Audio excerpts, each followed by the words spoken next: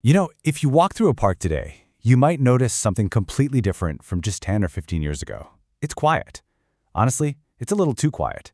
The chaotic sound of kids running around, arguing over a game of tag, or just inventing new worlds out of sticks and dirt is increasingly being replaced by total silence. A really profound shift is happening right now in how younger generations interact with the physical world, and it's quietly reshaping human development. Today, we're unpacking a deeply comprehensive analysis presented by Dhruvrati on this exact topic.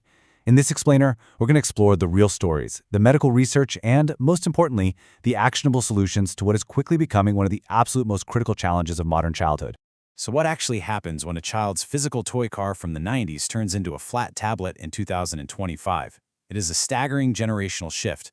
We aren't just talking about a tech upgrade here, like giving a plastic toy a battery. We're talking about the complete replacement of the physical world with a digital one.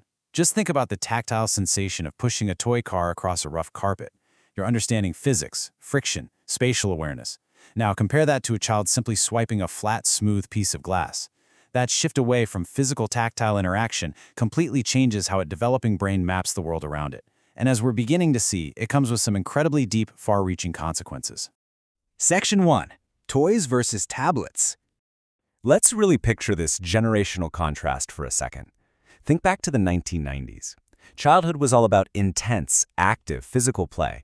It meant running around until you were literally exhausted, scraping your knees, building things with your own two hands, and figuring out real-time social conflicts with the kids on your street. Fast forward to 2025, and that visceral, messy reality has been totally overshadowed by highly curated digital consumption. Instead of engaging their whole bodies to play, kids are sitting completely still. Their eyes are just locked on high-definition screens, taking in rapidly flashing content. So the physical exhaustion that used to guarantee a solid night's sleep, well, that's been replaced by extreme mental overstimulation.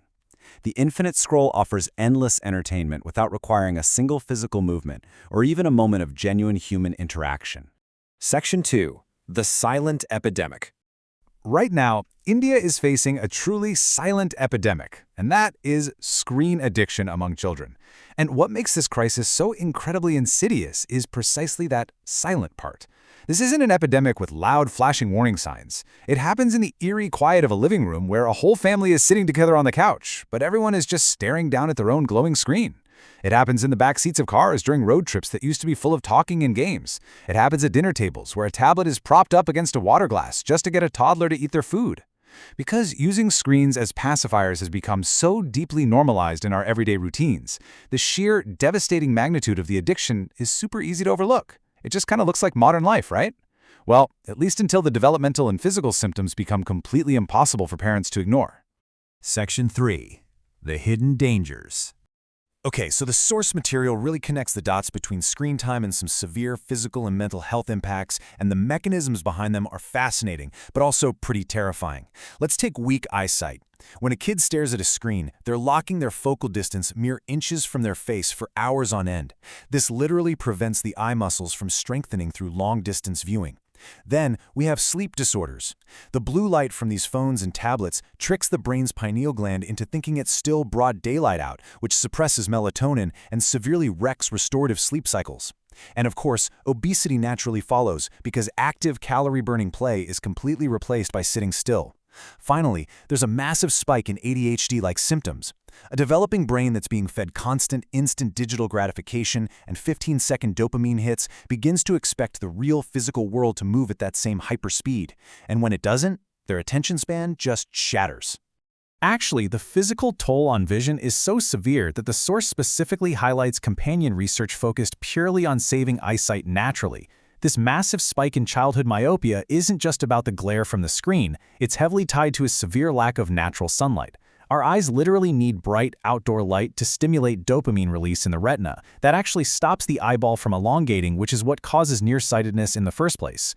The big actionable takeaway here is enforcing the 20-20-20 rule. That means looking at something 20 feet away for 20 seconds every 20 minutes and just making sure kids are spending significant time outside in natural light. We're at a point where these aren't just friendly suggestions anymore. They're necessary medical interventions for the digital age. And this brings us to a phenomenon that is frankly deeply alarming: virtual autism. We're seeing young children increasingly displaying symptoms that closely mimic autism spectrum disorder. We're talking delayed speech, lack of eye contact, and kids failing to even respond to their own names. So why is this happening? It's because a flat screen simply cannot replicate the dynamic back and forth of a human face.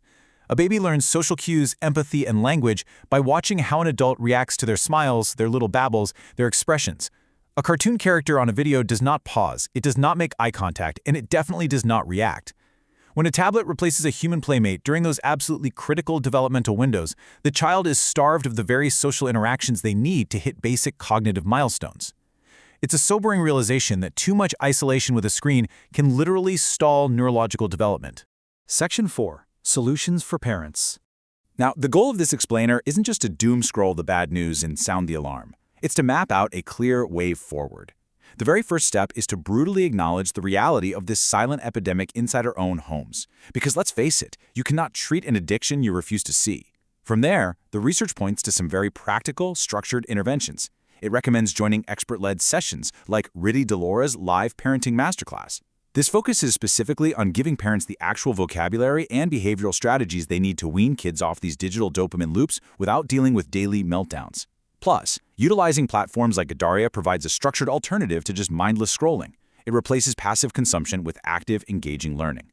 These aren't just random links. They are absolute lifelines for parents who feel completely outmatched by the algorithms designed by trillion-dollar tech companies just to capture their kids' attention. Dhruv Rathi really hits the nail on the head here, summing up the mission perfectly. This video uncovers real stories, research, and solutions every Indian parent needs to know. Listen, the algorithms on these smart devices are incredibly powerful, there's no denying that. But you know what else is powerful? An informed, intentional parent. By really understanding the deep science of how screens affect the brain, listening to the real stories of those impacted, and actually putting proven strategies into play, families absolutely have the power to break this cycle. It is time to reclaim their future, starting today. And we aren't just talking about limiting screen time so you can avoid a tantrum at a restaurant.